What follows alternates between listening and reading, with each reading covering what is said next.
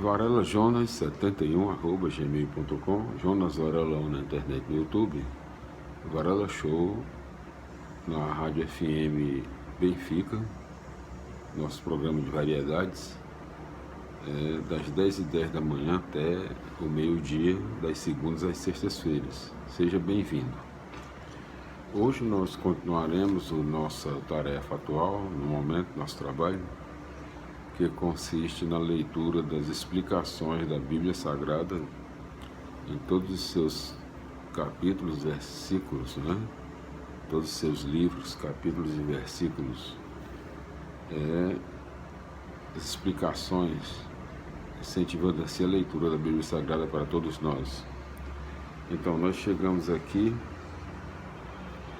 na parte da Bíblia Sagrada, no Novo Testamento, as cartas de São Paulo, Nós vamos continuar hoje a leitura das explicações da carta aos Romanos. A salvação vem pela fé. Ainda na sua segunda parte, o Evangelho é força de Deus que salva. No seu capítulo 7, em todos os seus, vamos dizer aqui, quantos versículos, 25 versículos. Primeiro tópico, o cristão liberto da lei. Segundo tópico, a lei e o pecado. Terceiro tópico, a força do pecado. São 3 tópicos no capítulo 7, vamos para as explicações do mesmo. Capítulo 7, versículos 1 a 6. Paulo repete seu pensamento usando agora uma comparação. Quando morre o marido, a mulher fica livre da lei que a unia a ele. Com o cristão sucede a mesma coisa. Pelo batismo, ele fica livre da lei, pois morreu com Cristo para o pecado e ressuscitou para uma vida nova. Os instintos egoístas, literalmente, entre parênteses, literalmente carne, são os desejos e projetos do homem fechado no seu egoísmo.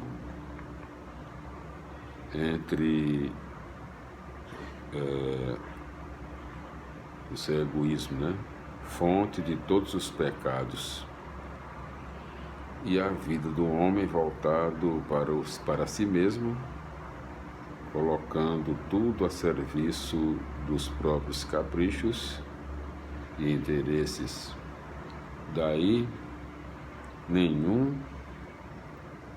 nascem a corrupção das relações humanas e a promoção de um sistema social que institucionaliza as relações injustas, nas quais um homem explora e oprime o outro.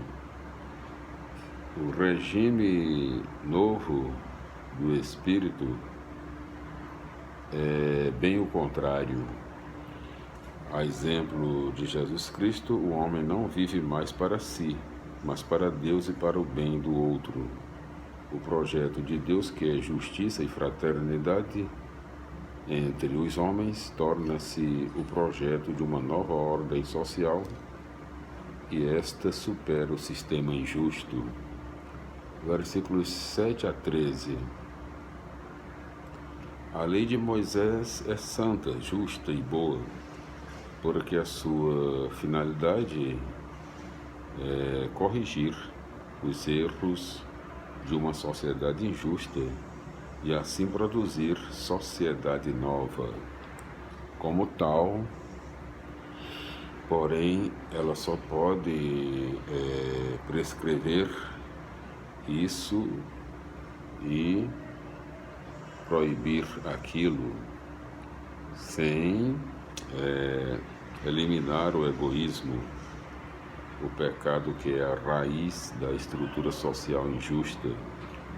Pelo contrário, ordenando e proibindo a lei da consciência dos erros, e provoca ainda mais o egoísmo, fazendo com que o homem desobedeça conscientemente à lei a que deveria obedecer. Versículos 14 a 25. Usando o artifício de falar em primeira pessoa, Paulo convida cada um de nós a olhar para si mesmo e para a sociedade, a fim de descobrir o drama que se desenrola dentro da condição humana. O homem está dividido entre o egoísmo e o amor, entre servir a si mesmo e servir aos outros. Mas o egoísmo predomina e, através da presença e da ação de cada um, acaba se alastrando e pervertendo as relações sociais. A sociedade torna-se então desumana, injusta e perversa. Quem poderá nos libertar desse corpo de morte? Glória a Deus, aleluia, amém. Vamos para continuar as explicações da Carta aos Romanos. É o 6º livro do Novo Testamento, na sequência natural da Bíblia Sagrada. Então, o capítulo 8 ainda consta aqui na segunda parte da Carta aos Romanos, do livro da Carta aos Romanos. O Evangelho é força de Deus que salva, né? Então, capítulo 8 conta com, vamos ver aqui, quantos versículos, né? Capítulo 8.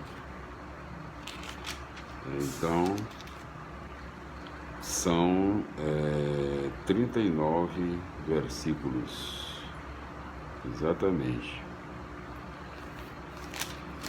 Primeiro tópico, a vida no Espírito. Segundo tópico, filhos e herdeiros. Terceiro tópico, esperando um mundo novo. Quarto tópico, o projeto de Deus. Quinto tópico, ninguém pode impedir o projeto de Deus. São 5 tópicos no capítulo 8 do livro da Carta aos Romanos, de São Paulo. Vamos para as explicações do capítulo 8. Capítulo 8, versículos 1 a 13. A libertação do homem foi realizada por Cristo não como ato vindo de fora, mas como obra que se realiza a partir de dentro. Cristo se encarnou trazendo o Espírito de Deus para dentro da própria condição humana, que é dominada pelo egoísmo. Desse modo, o homem pode seguir a Cristo, que passou da morte para a ressurreição, passando do egoísmo para a doação de si aos outros. A entrada do Espírito de Deus no homem mediante Cristo determina uma renovação pela qual o homem sente, pensa e age conforme a vontade de Deus. Em lugar da lei dos instintos egoístas, surge a lei do Espírito que dá a vida.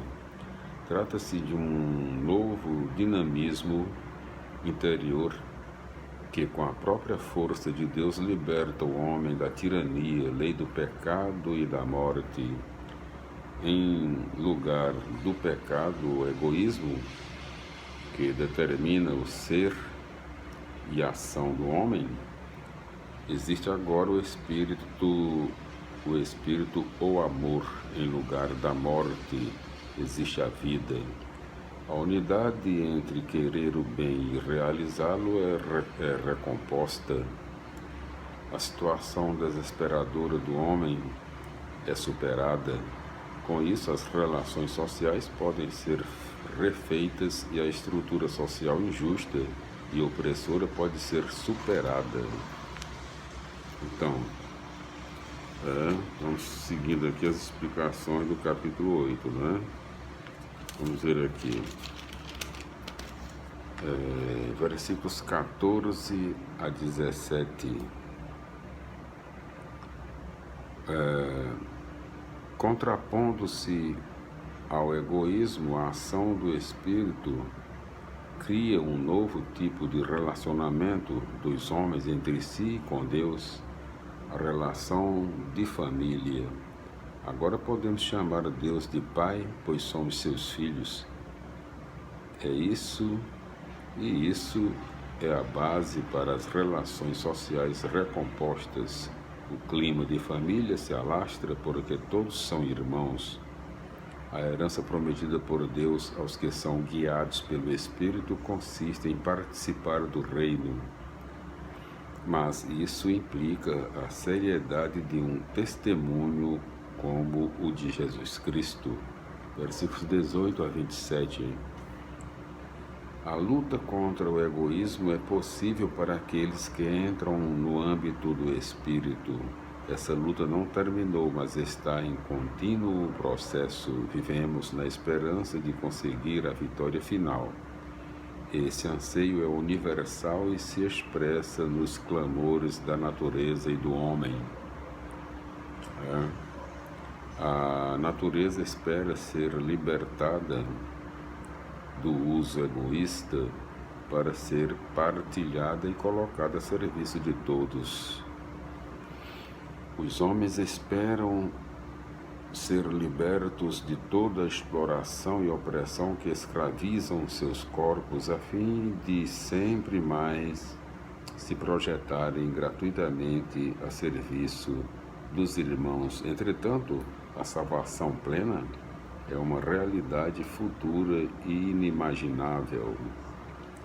Cegos pelo sistema egoísta, muitas vezes não conseguimos enxergar o caminho. É o clamor do Espírito que nos dirige, então, orientando-nos conforme a vontade de Deus. Versículos 28 a 30. O projeto eterno de Deus é predestinar, chamar, tornar justo e glorificar a cada um e a todos os homens, fazendo com que todos se tornem imagem do seu Filho e se reúnam como a grande família de Deus.